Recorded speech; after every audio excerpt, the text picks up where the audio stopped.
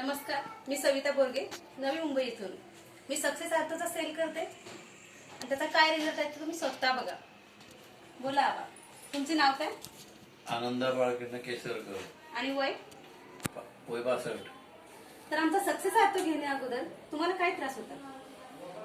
माझा गुडघ्याचा त्रास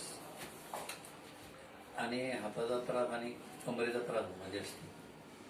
मग हे औषध घेऊन तुम्हाला किती दिवस झाले? 1 महिना पूर्ण झालेला आहे. त्याच्या अगोदरच मला रिपोर्ट 100% चांगल्या प्रकारे मिळाला आहे.